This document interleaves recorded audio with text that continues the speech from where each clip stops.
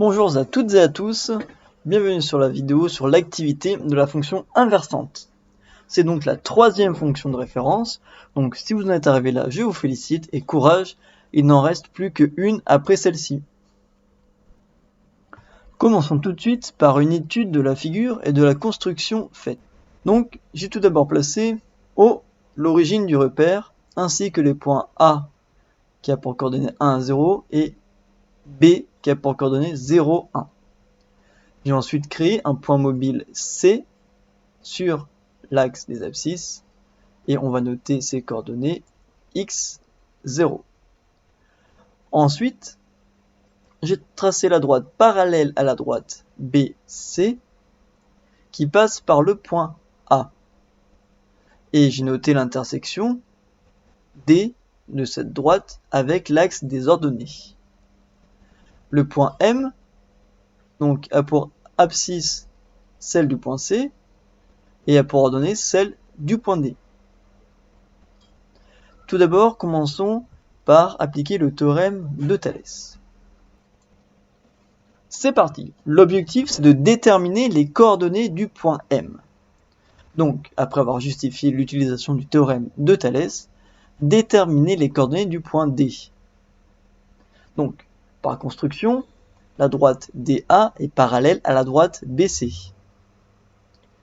Les points O, D et B, ainsi que les points O, A et C, sont alignés. Donc, d'après le théorème de Thalès, on a les trois égalités suivantes. OD sur OB est égal à OA sur OC, qui est égal à DA sur BC. Dans ce problème, on cherche la longueur OD pour déterminer les coordonnées du point D. On connaît les longueurs OB et OA qui valent toutes les deux 1, et on a OC qui vaut X, puisque le point C a pour coordonnées X, 0. Donc, on va utiliser l'égalité de rapport suivant qui est dans le théorème de Thalès. Étudions donc cette égalité de rapport de plus près.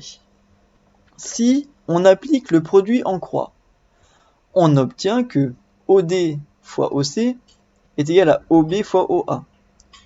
Nous, on souhaite calculer OD, donc nous allons l'isoler, c'est notre inconnu ici. Donc OD, c'est égal à OB fois OA divisé par OC. Je divise par OC dans les deux membres de l'égalité.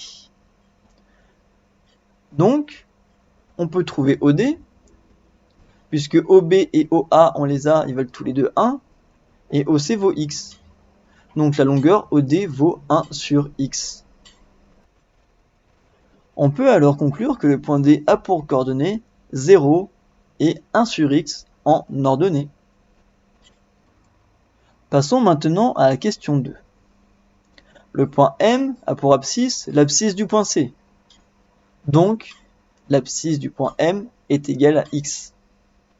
Le point M a pour ordonnée l'ordonnée du point D, que nous venons de calculer, et donc, l'ordonnée du point M vaut 1 sur X.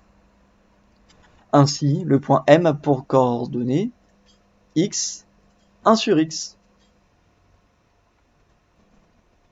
Donc pour la question 3, c'est comme d'habitude, on veut s'intéresser aux variations de cette nouvelle fonction. Donc là, on va prendre des réels a et b dans 0 plus l'infini, mais 0 exclu, puisqu'on, comme on a 1 sur x, on ne peut pas diviser par 0. Et on va encore prendre deux réels tels que a est strictement plus petit que b. Et dans ce cas-là, nous allons observer que 1 sur A est strictement plus petit que 1 sur B. Donc, ce qu'on observe, c'est qu'on part de A inférieur ou égal à B, et quand on passe à l'inverse, on a 1 sur A qui est strictement plus grand que 1 sur B. Donc, la fonction, on va voir qu'elle est strictement décroissante. De même, lorsqu'on prend deux réels, cette fois-ci négatifs, tels que A est strictement plus petit que B, on a encore cette inversion de l'ordre. Regardons cela avec l'animation GeoGebra. Alors, tout d'abord, déplaçons le point C qui est mobile et regardons quelle est la trace du point M. Donc c'est assez particulier. Le point M se rapproche très fortement du point C lorsque les abscisses deviennent de plus en plus grandes. Là, ici, on a un problème lorsqu'on se rapproche de 0. Et après, on retourne de l'autre côté.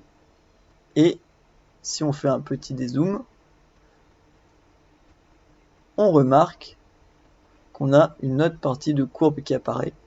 Et c'est une forme très particulière puisque c'est une hyperbole.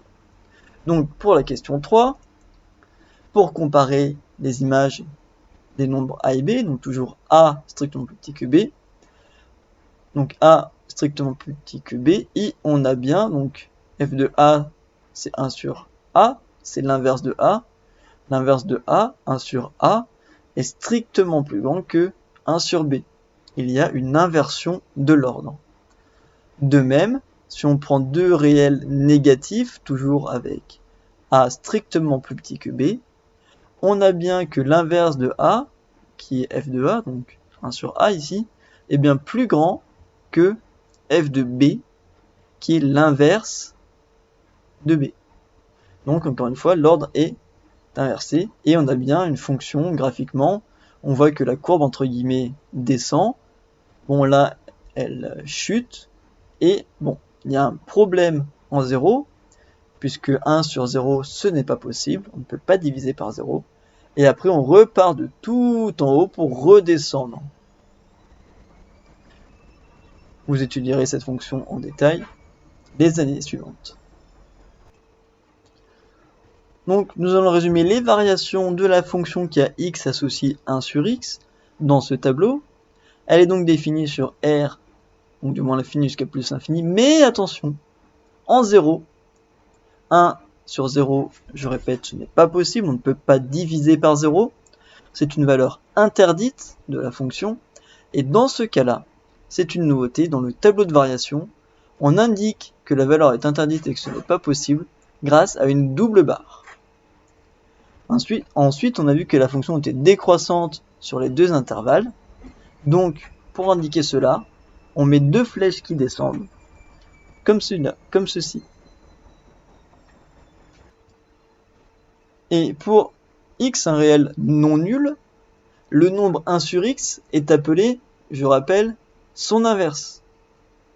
Et on a alors, pour tout x réel non nul, x fois 1 sur x, c'est-à-dire un nombre multiplié par son inverse, ça fait toujours 1. Vous pouvez maintenant passer à la carte d'identité de la fonction.